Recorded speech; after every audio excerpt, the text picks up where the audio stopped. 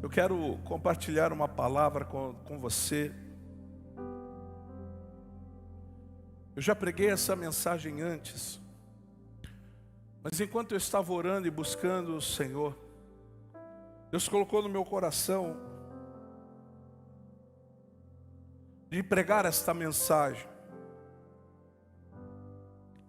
Eu tenho certeza que Deus vai falar com você. Eu tenho certeza que Deus vai mexer com o teu coração, com o teu espírito nessa noite. Abra a tua Bíblia comigo ali no Evangelho de Mateus, no capítulo 12. Mateus capítulo 12.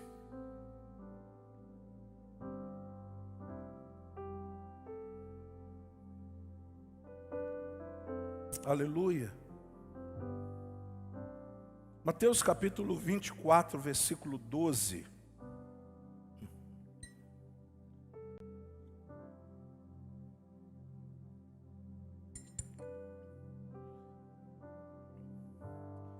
A presença de Deus, o cabode, a glória de Deus está perceptível neste ambiente. Mateus 24, 12 diz assim: e por se multiplicar a maldade, outras versões dizem a iniquidade, o amor se esfriará de quase todos. Uau. Uau. E por se multiplicar a iniquidade ou a maldade, o amor de muitos esfriará. Aquele, porém, que perseverar até o fim, este será salvo. Ó Deus, esta é a tua palavra. Libera sobre nós, ó Deus, o teu brado, a revelação do teu coração para esta noite. Nós abençoamos como igreja a vida e família do apóstolo Djalma Toledo. Obrigado, Senhor, por esta porta aberta. Obrigado por esta casa. Obrigado pela oportunidade que temos de cultuar ao Senhor. Abençoe a família apostólica desta casa, juntamente com a sua esposa, a pastora Mina. Que a bênção do Senhor, as filhas, os genros, que a bênção do Senhor repouse sobre eles, sobre todos os pastores e pastoras, suas famílias, sobre os líderes desta casa, sobre os que servem, sobre o povo, sobre as famílias, ó Deus. Que a tua bênção alcance a todos nós, em nome de Jesus. Fala conosco nessa noite. Amém. Aleluia. Sabe, queridos, Pedro, Tiago e João fazem uma pergunta para Jesus. Diz: Senhor, quando será o fim? E Jesus começa a discorrer, na verdade, em alguns acontecimentos que viriam. E então ele chega ao versículo 12, quando ele está exatamente dizendo que perto do tempo do fim, ou no início do tempo do fim, a iniquidade, a maldade iria aumentar. E essa maldade, esta iniquidade, então traria esfriamento ao coração de muitos dos filhos, nos quais eu e você estamos inseridos. Isso é muito sério, porque nós estamos debaixo de uma palavra de Jesus. Não uma palavra sentencial, mas uma palavra de advertência para dizer: se os teus olhos se firmarem nas circunstâncias, se os teus olhos ficarem firmados nos acontecimentos deste tempo, o teu amor pode esfriar. O teu amor pode esfriar.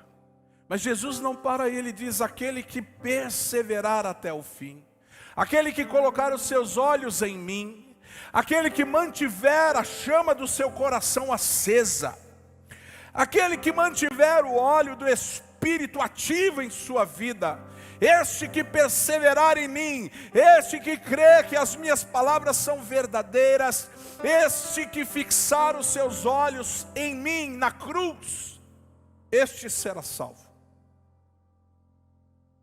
E é muito interessante, querido, porque Jesus destaca algumas coisas que falam a respeito dos princípios das dores.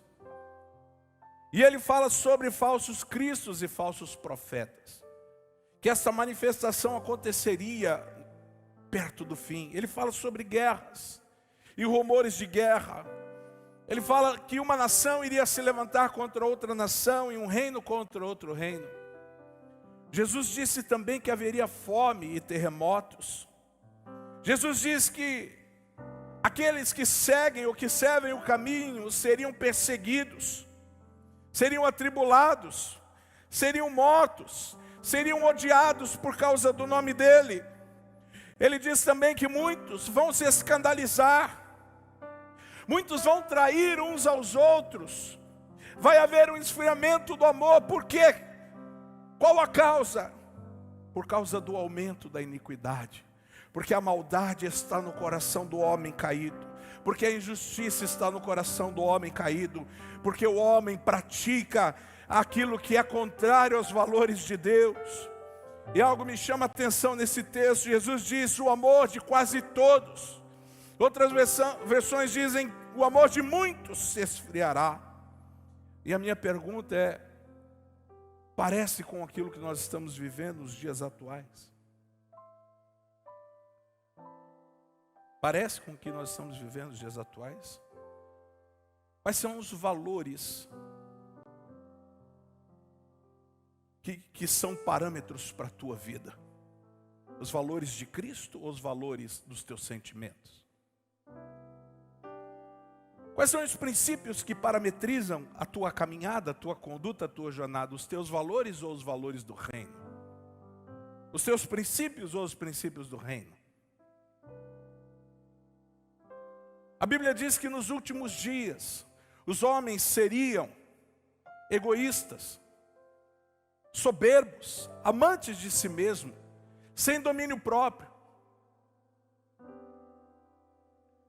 Seriam escarnecedores de Deus. É isso que a Bíblia diz. E o que nós estamos vivendo hoje? Se não exatamente essa verdade. Nós estamos no princípio do fim, não se engane.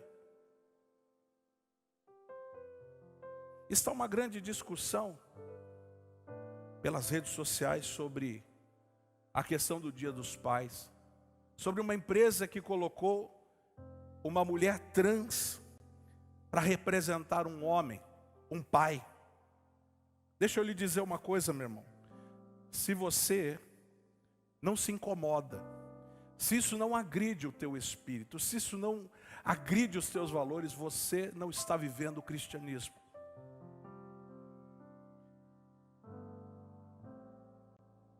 O homem não pode escarnecer a Deus. Deus criou o homem e mulher. Foi isso que Deus criou. Não é porque eu acho que eu posso ser ou que eu deva ser que eu sou. Eu sou o que Deus me criou. Mas pastor, veja, se nós não amarmos essas pessoas, se nós não aceitarmos essas pessoas, o que ele vai dizer? O que vai ser deles? Eu não vou entrar muito sobre isso, mas eu quero lhe perguntar: o que é amor para você? Por acaso, alguma vez, você viu Deus dizer: filhos, fazem o que vocês quiserem, eu vou ficar aqui de cima assistindo, e no final todo mundo vai ser salvo, todo mundo vai para o céu? Você já viu Deus falar isso? Você já viu Deus se alegrar com o pecado de Israel? Você já viu Deus se alegrar com o pecado do seu povo? Não se engane. Se isso não incomoda os teus valores, você não está vivendo o cristianismo de Cristo. E não me venha com essas frases clichês que estão dizendo por aí. Jesus comeu com os pecadores. A prostituta foi até Jesus. Sim, foi até Jesus. Mas se encontrar Jesus e não houver uma genuína transformação, não se reconhecer como um miserável pecador, não olhar para a sua conduta, para a sua jornada e dizer assim, se eu não mudar essa trajetória, eu vou me perder. Então ela não encontrou Jesus, encontrou qualquer outra coisa. Você pode até vir dessa maneira. Mas cristãos que estão na igreja, vivendo os valores de Cristo, concordarem com tais práticas, deixa eu lhe dizer uma coisa, você não está vivendo o evangelho de Cristo. Não me importo com a decisão das pessoas, porque elas podem decidir o que querem fazer. Mas o que me importa é se dentro da igreja a nossa fé está alinhada com aquilo que é de Deus. Essa pessoa fez a escolha dela. Mas você tem valores culturais, você tem princípios culturais que não são seus. São de Deus e Deus estabeleceu esses princípios.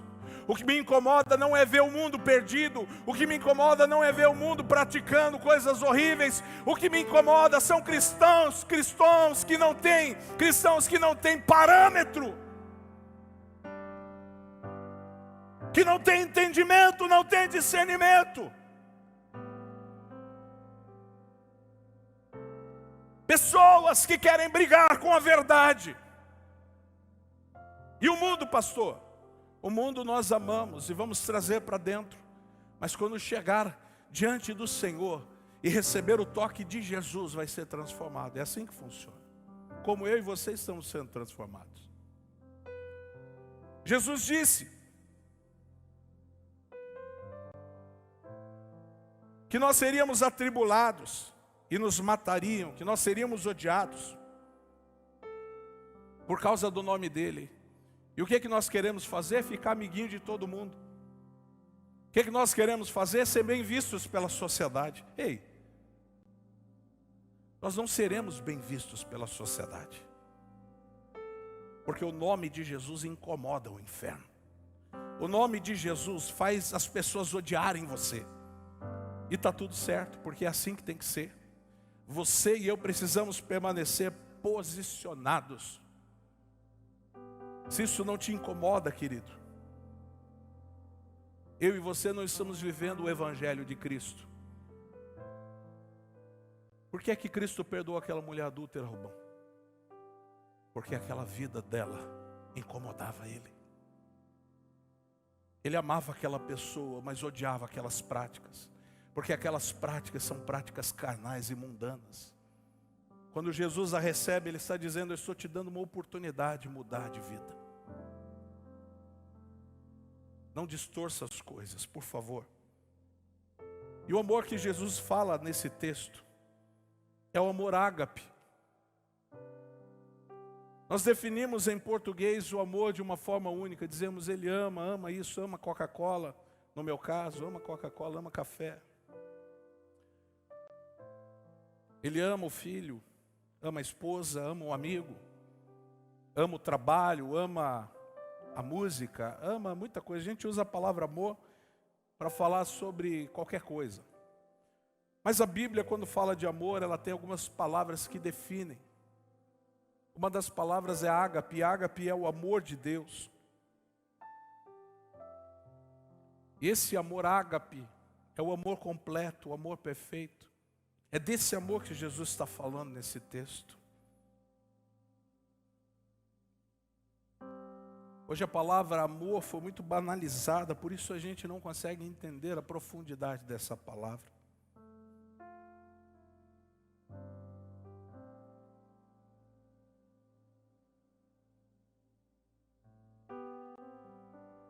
Como é que eu faço para ter esse amor ágape? Eu só consigo encontrar esse amor ágape em Deus, porque Ele é a fonte deste amor. O ser humano por si só, pela sua natureza, não consegue encontrar ou usufruir deste amor. Mas através do Espírito Santo, que é o amor de Deus manifesto em nós, nós podemos viver essa realidade. Deus é amor, é a palavra. Deus é amor, diz sua palavra. Ele nos amou primeiro. E o nosso amor por Ele é uma resposta daquilo que Ele mesmo depositou em nós. Ele é a única fonte, meus irmãos, onde nós podemos encontrar esse amor. Isso está escrito lá em 1 Coríntios capítulo 13, a partir do versículo 4.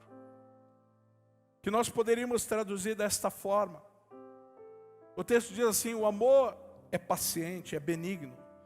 Mas ao invés de dizer amor, nós poderíamos dizer: Deus é paciente. Deus é benigno. Deus não é invejoso. Deus não trata com leviandade. Deus não se ensoberbece. Deus não se porta com indecência. Deus não busca seus interesses. Deus não se irrita. Deus não suspeita o mal. Deus não folga com injustiça, mas folga com a verdade. Deus tudo sofre, tudo crê, tudo espera e tudo suporta. Deus nunca falha. Mas havendo profecias serão aniquiladas, havendo línguas cessarão, havendo conhecimento desaparecerá. O próximo, porque em parte conhecemos. Conhecemos o quê?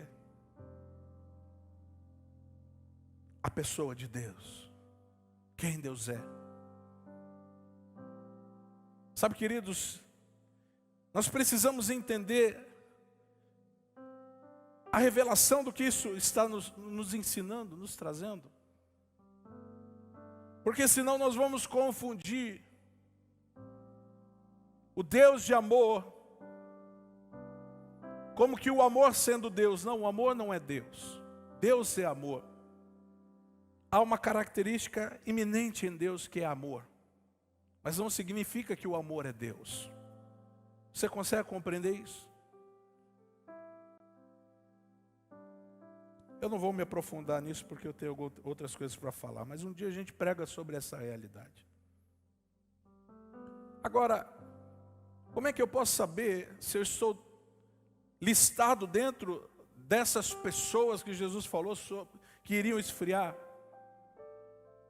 Como é que eu posso saber os sintomas desse esfriamento?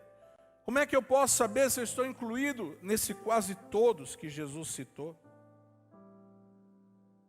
A primeira característica de quem já está esfriando é o amor ao mundo. É quando as coisas do mundo começam a tomar um lugar no teu coração. É quando as coisas da terra são mais preciosas do que as coisas do céu. É quando você está mais preocupado com as coisas que aqui estão do que com aquilo que está lá. Olha o que diz 1 João 2,15 e 16. Ele diz assim: não ameis o mundo nem as coisas que há no mundo. Se alguém amar o mundo, o ágape do Pai, o amor do Pai não está nele. Meu Deus. Porque tudo que há no mundo, a concupiscência da carne, a concupiscência dos olhos e a soberba da vida, não procedem do Pai, mas procede do mundo. Olha o que diz o apóstolo João, querido. Não ameis as coisas que há no mundo. Está falando sobre a carnalidade. Não está falando sobre não comprar uma casa, sobre não comprar um carro, uma roupa, sobre comer bem. Não está falando sobre isso. Está falando sobre as coisas carnais.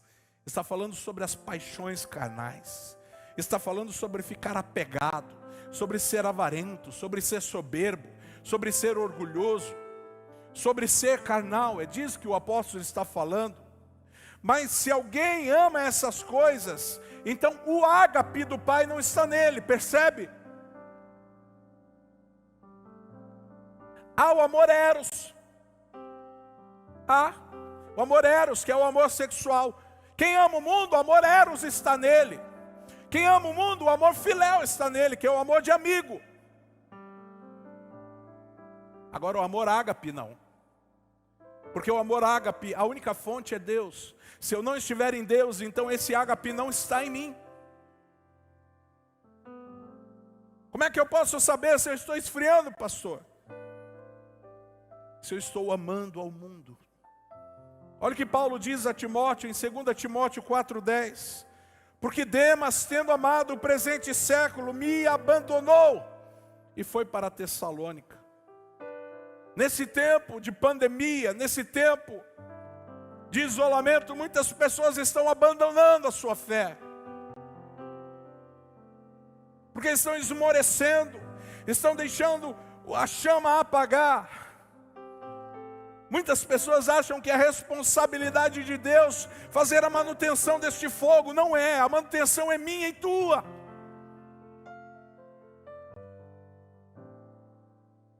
Se eu e você não investimos nesse relacionamento com Deus, se eu e você não investimos em tempo com Deus, em conhecimento de Deus, se eu e você não investimos nas práticas e disciplinas espirituais, a chama vai apagar. Porque você só pode amar quem você conhece.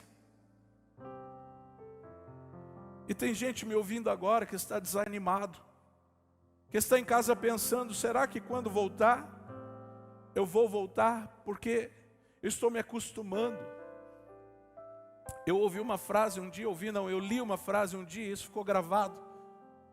Dizia assim: sempre que você quiser navegar para longe de Deus, o diabo tem um barquinho pronto para você. Sempre que você quiser se afastar de Deus, sempre que você quiser viver princípios que não são princípios, valores que não são valores de Deus, o diabo tem um barco prontinho para você. Mas qual é a minha responsabilidade? É fazer que a chama não se apague. Quem colocava o óleo naquele candelabro eram os sacerdotes. Quem mantinha aquele altar de incenso com a brasa queimando eram os sacerdotes. Quem trocava os pães, os 12 pães da mesa da proposição, eram os sacerdotes. Sabe o que significa? Que Deus já fez a parte dele, mas cabe a mim e a você, é minha e tua responsabilidade, fazer a manutenção da nossa fé, fazer a manutenção do nosso relacionamento com Deus. Jesus conta a parábola das 10 virgens. 5 tinham azeite de sobra e 5 não tinham. Aquelas que permitiram que a lâmpada se apagasse, quando o noivo abriu a porta e disse: chegou o tempo, elas ficaram para fora. Correram para comprar, mas não encontraram. O que eu quero dizer é: mantenha a tua chama acesa, meu irmão. Mantenha a tua chama acesa. Demas amou o presente século. Demas amou a carnalidade, amou os seus próprios objetivos e desistiu da sua fé.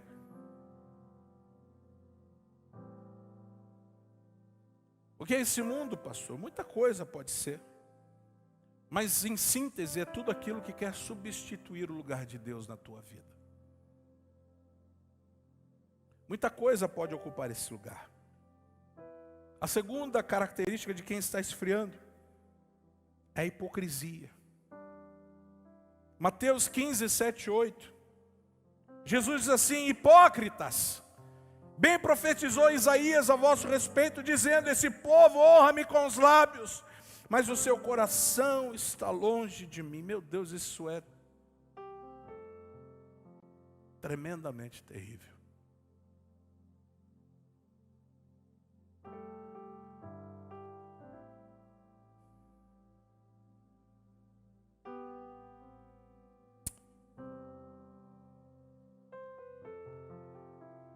Hipocrisia é algo que ofende a Deus.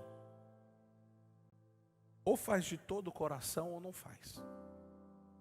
Ele diz em Apocalipse: é melhor você ser quente ou frio, porque se for morno eu vou vomitar. Não tem como ter duas caras, irmãos. Não tem como fazer um personagem. O meu personagem da igreja é assim. E o personagem de casa, do trabalho, é assim. Não tem como. Não tem como a fonte jorrar água doce e salgada. Pastor, eu estou nesse lugar. Antigamente a gente falava que era o crente Raimundo, né? Pé na igreja e pé no mundo.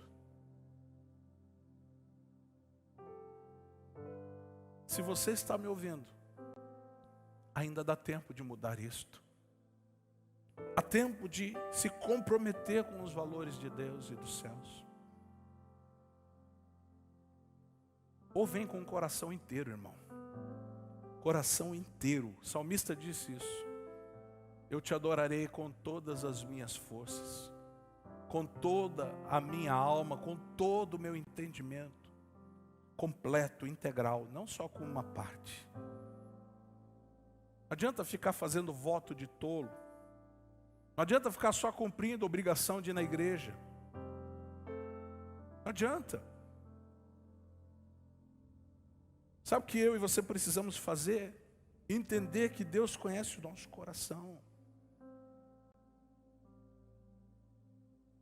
Quando eu sei, queridos, existem dias e dias, né?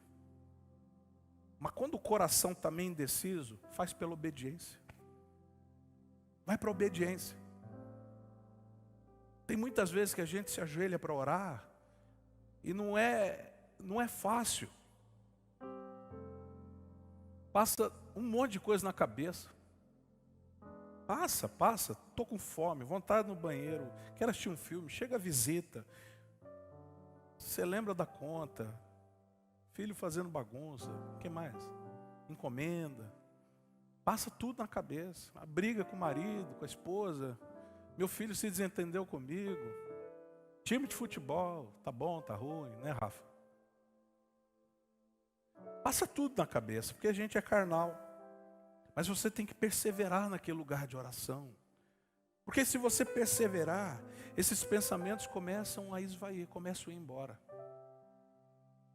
E de repente você se encontra num lugar de satisfação. Mas antes de chegar a esse lugar de satisfação, tem que matar a carne. Isso é muito complicado, mas é possível. Sabe? Coração inteiro é Deus saber a verdade, mas mesmo Deus sabendo a verdade, você vai com tudo para cima. Vai com tudo para cima. Não fique cumprindo obrigação. Tenha satisfação. Terceira característica de quem está esfriando o seu amor em Deus, seu ágape, é abandonar o primeiro amor. Apocalipse 2, versículo 4 diz assim: tenho, porém, contra ti que abandonaste o primeiro amor. E quando nós lemos isso, a primeira coisa que vem na nossa cabeça é dizer assim, eu acho que a igreja de Éfeso ficava lá 24 horas cantando, adorando. O primeiro amor é quando você fica na presença de Deus o tempo todo, não faz mais nada da vida. Não, não é isso, não é o primeiro amor, querido. Isso é um amor humano, sentimental e sensacionalista. Olha só o que é o primeiro amor. Prática de obras. Olha só o que é o primeiro amor. Quando se perde o primeiro amor, não persevera mais nas promessas, não persevera mais no que Deus falou. Ah, todo mundo é injusto mesmo, então você também. Todo mundo atravessa essa rotatória sem olhar, eu vou atravessar também. Todo mundo está fazendo, eu vou fazer também. Quer ver? Quando você perdeu o primeiro amor, é quando você começa a relativizar tudo dentro da igreja. Ai, pastor, mas não tem nada a ver, não.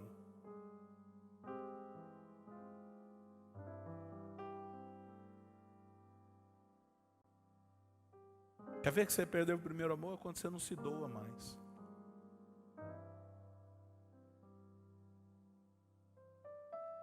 Não se doa. Não permite que as pessoas participem do teu coração. Não permite que Deus participe do teu coração. Quer ver outra? Não se preocupa mais em viver os princípios da palavra. Quer ver outra? Abandona a inocência. Tudo isso faz parte do esfriamento do primeiro amor. Não é só ficar de joelho 24 horas por dia. A gente tem mania de romantizar as coisas. Ler a Bíblia de forma romântica, de forma que é como se aqueles caras não fizessem outra coisa. Não, meu irmão. Primeiro amor tem a ver com prática de obras. Primeiro amor tem a ver com viver e crer nos princípios que Jesus nos deixou, que Ele nos ensinou. Viver o primeiro amor tem a ver com obedecer. Ah, Deus falou isso, então eu vou fazer. Não ficar questionando. Eu escrevi hoje, no reino de Deus não tem opiniões, tem princípios e valores. No reino de Deus tem direitos e deveres, no reino de Deus é uma aliança.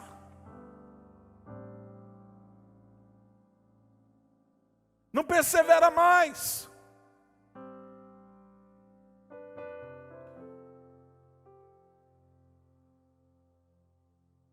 Isso é perder o primeiro amor. É fazer as coisas automaticamente. Minha escala hoje, então eu vou. Vou naquela igreja lá. Automatiza. Escuta uma música lenta, com um pézão bonito, começa a chorar. Chega lá fora, sai xingando passarinho, sai xingando cachorro. Gente, não é isso. Não é isso. Como é que eu sei que o primeiro amor está em mim? É quando você ama o que Deus ama. Quando você tem prazer em estar com Ele. É quando as suas leis estão no teu coração. O salmista disse: eu escondi a tua palavra no meu coração, para não pecar contra ti. O salmista diz: eu amo a palavra do Senhor, e nela eu medito de dia e de noite. Elas são, as palavras de Deus para mim são como refrigério, como alívio para minha alma. Porque o que Deus fala é bom. O que Deus diz é bom, o que Deus estabeleceu é bom. Alguém disse para mim: mas o homem tem livre-arbítrio, pastor, livre-arbítrio. Eu disse: todas as vezes que o homem escolheu, deu ruim. Mas todas as vezes que o homem obedeceu, Deus levou a lugares extraordinários. Até Jesus, que a sua palavra diz que ele aprendeu a obediência por meio do sofrimento. Ele está no jardim do Getsemane e ele diz: Deus, não dá para negociar esse negócio? E como ele não tem uma resposta positiva, ele diz: eu vou te obedecer. Seja feita a tua vontade e não a minha. É assim que eu sei que eu estou no primeiro amor. Porque mesmo a minha carne não concordando, o meu espírito sabe que aquilo é vida. Sabe que a direção de Deus vai me levar a lugares de vida. Sabe que quando Deus está falando, Ele está me orientando porque Ele ama a mim, porque Ele me ama. Então, 3 características pelo menos de quem está esfriando é que ama o mundo, vive uma vida de hipocrisia e abandona o primeiro amor. Agora, o que eu devo fazer, pastor, para aquecer esse coração em mim outra vez? Porque eu quero, às vezes eu não consigo, mas eu quero, eu desejo, eu anseio, eu quero que arda em mim de novo. Eu sei que tem muita gente me ouvindo agora, dá um close aqui, meu irmão. Chega pertinho aqui. Eu sei que tem muita gente me ouvindo agora. Olha aqui dentro dos meus olhos. Esses olhos castanhos aqui. Escuros, mas são castanhos. Jesus nessa noite quer reacender a chama no teu coração.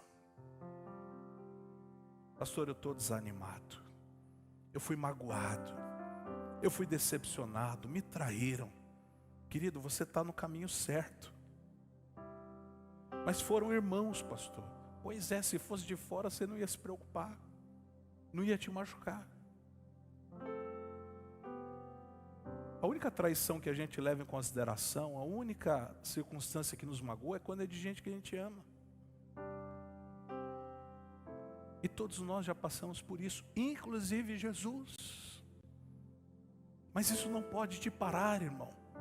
Isso não pode paralisar a tua vocação, não pode paralisar o teu amor por Deus, não pode tirar de você a alegria de que você estará eternamente com Ele. Isso não pode tirar de você a vontade de cumprir o teu chamado.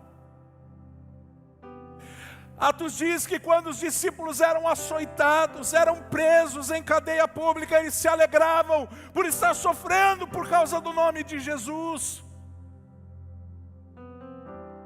Ei, muda a tua perspectiva. Você sofreu, é uma oportunidade do Espírito te consolar. É uma oportunidade do amor de Deus se manifestar na tua vida. É uma oportunidade de você ter uma experiência com Deus que você nunca teve.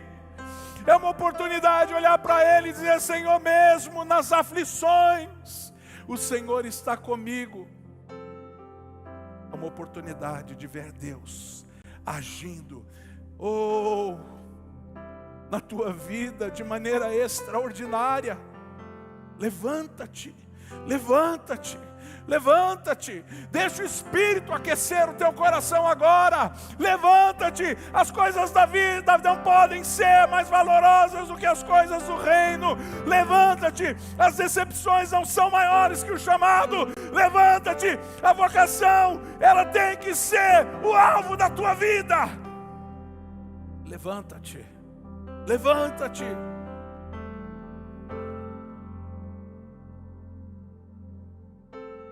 Pastor, eu não vou mais à igreja, porque os homens são falhos. Meu Deus, meu irmão.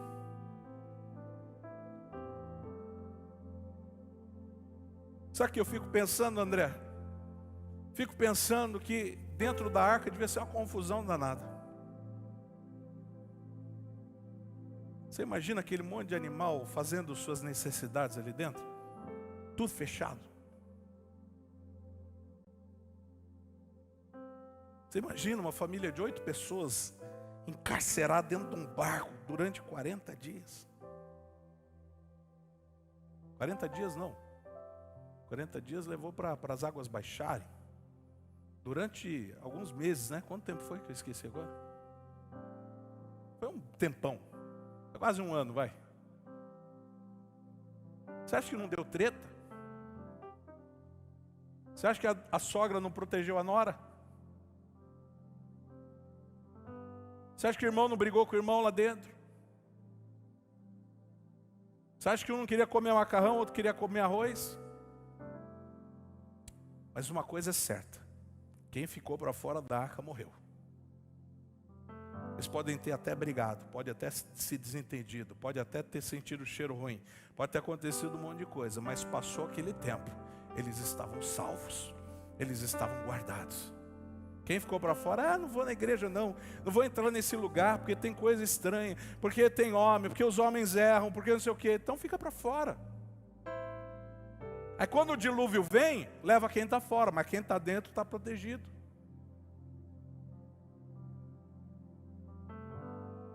Aí vem aqueles mais religiosos e dizem assim: não, pastor, mas a igreja sou eu. Tá bom, então me prova que um coração é um corpo. Me prova que um estômago sozinho é um corpo. Me prova que um olho sozinho é um corpo. Você sozinho não é igreja. Você é um membro de um corpo. E o coração pode ser diferente do pulmão, querido, mas eles dois são necessários para o corpo. Então para com isso. Volte para a tua vocação. Volte para aquilo que Jesus te chamou. Volte para aquilo que Jesus vocacionou você. Volte para aquilo que Deus te deu. Volte para o primeiro amor. Como é que eu faço para aquecer o meu coração outra vez, pastor? Arrependa-se. Arrependa-se. Apocalipse 2:5 diz: lembra-te, pois de onde caíste, arrepende-te e volta à prática das primeiras obras. Pastor, o evangelho de Jesus é um evangelho de amor. É a primeira frase de Jesus no seu ministério: arrependam-se, arrependam-se, arrependam-se, porque é chegado o reino de Deus.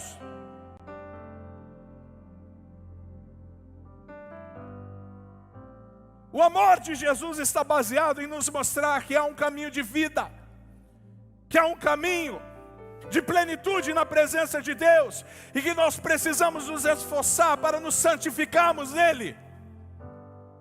Arrepender-se é uma mensagem que está em baixa nos dias de hoje. É quase pecado falar sobre arrependimento.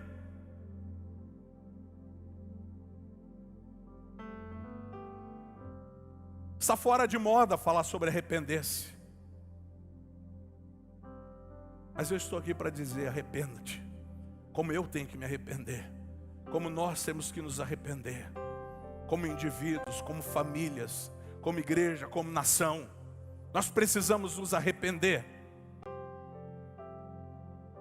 Porque o texto de 2 Crônicas vai dizer o que acontece quando nós nos arrependemos. Se o meu povo, que se chama pelo meu nome, se humilhar e orar e me buscar, e se converter dos seus maus caminhos, então eu ouvirei dos céus, perdoarei os seus pecados e sararei a sua terra. Assim como Jesus diz lá em Mateus 4,17, arrependei-vos porque é chegado o reino de Deus. Ali em Crônicas, Deus está dizendo, através do profeta: olha, se vocês se arrependerem, se vocês se tornarem a mim, se vocês se humilharem, se vocês orarem, se vocês me buscarem, então eu ouvirei dos céus, eu perdoarei os seus pecados e sararei a sua terra. Aleluia, aleluia. Aleluia!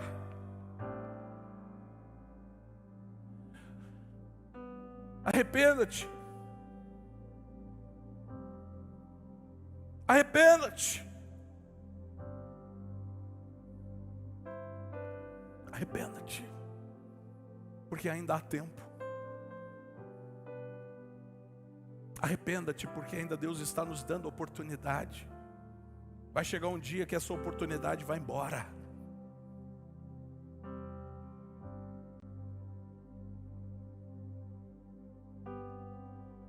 Meu Deus, é muito forte isso.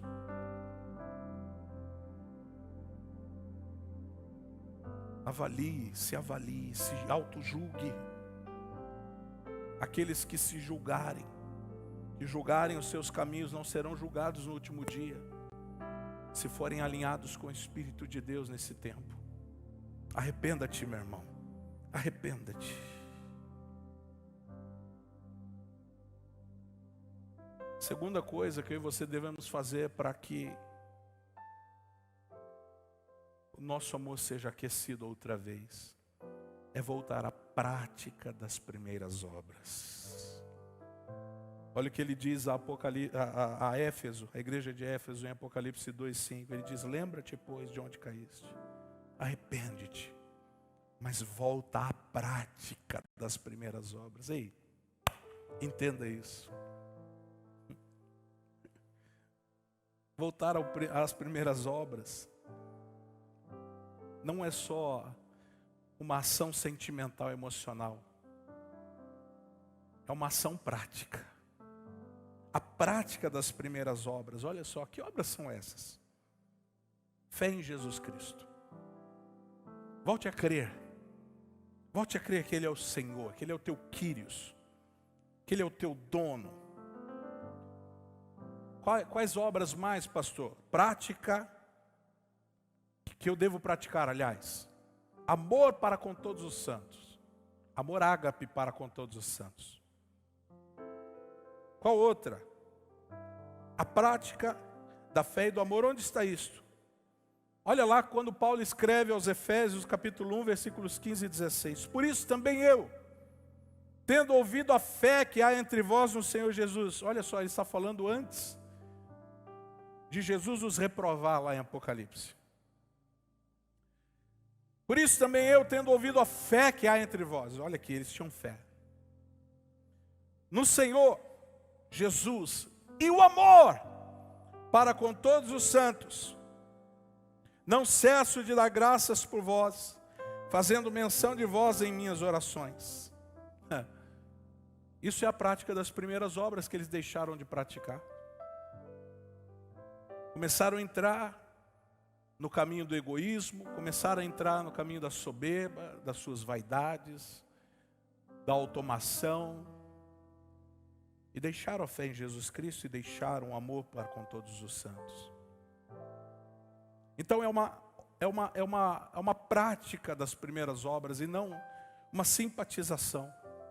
Ah, legal, eu gosto de Jesus, Jesus é um cara legal. Não, isso não leva ninguém para o céu. É aquele que volta à prática das primeiras obras, esse é que ama o Senhor. E por último, para a gente encerrar, como é que eu faço para reaquecer o meu coração em Deus? Persevere até o fim. Persevere até o fim. Mateus 24:13, ele diz: aquele porém que perseverar até o fim, este será salvo. Sabe o que eu penso, Jéssica? Se este será salvo, tem aquele que não vai ser. Porque este, no português, ele é quase que singular, né? Este.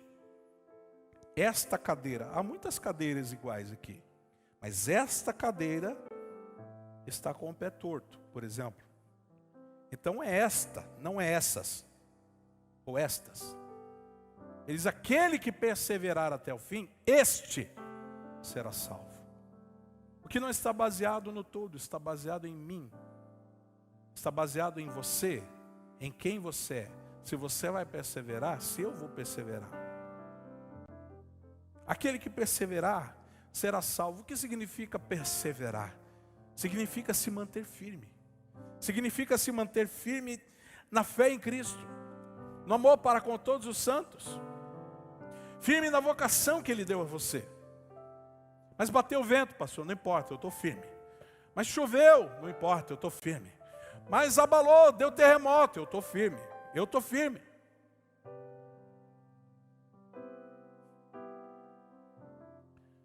Pastor Russell Shedd, o pessoal do louvor pode ir já para a gente, para parecer que está acabando. Igual diz o pastor Luciano Subirá.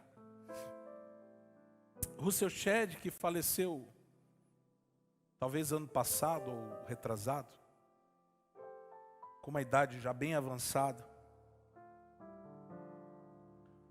Ele estava acamado, estava doente por algum tempo, e perguntaram para ele: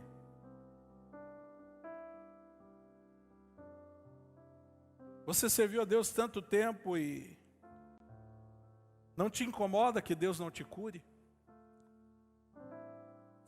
Ele disse: ainda que Deus não me cure, Ele continua sendo o meu Senhor. Ainda que Deus não me levante desta cama, eu continuo amando o Senhor. Eu vou perseverar na minha fé até o fim. E perguntaram para ele: você se arrepende de alguma coisa? Ou você tem algum conselho de algo que você faria mais? Porque agora você já tem idade. Ele disse: se eu pudesse voltar no tempo, eu teria lido mais a Bíblia. Eu teria orado mais. Eu teria buscado mais o Senhor. Percebe? Não está baseado em quantas casas você comprou, ou se a tua empresa foi bem sucedida. É claro que isso é bom.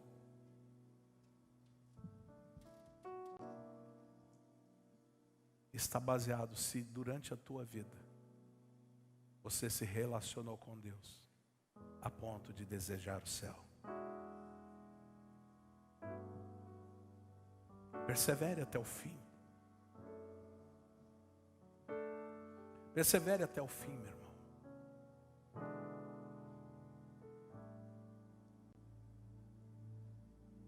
Eu sei que o Espírito Santo está reacendendo a tua chama. Não deixe o teu amor esfriar. Não faça parte dessa quantidade de pessoas que está permitindo que o seu espírito se apague. Esteja em comunhão com os irmãos, em comunhão com Deus. Permaneça nele, permaneça firme. Ele vai te ajudar. O salmista diz: porque está batida dentro de mim, ó minha alma? Porque clamas dentro de mim? Mas o Senhor há de se manifestar e eu ainda o louvarei. Eu ainda proclamarei as suas maravilhas. Porque não se trata de como estou me sentindo, mas se trata de uma aliança que eu tenho nele e com ele. Persevere até o fim.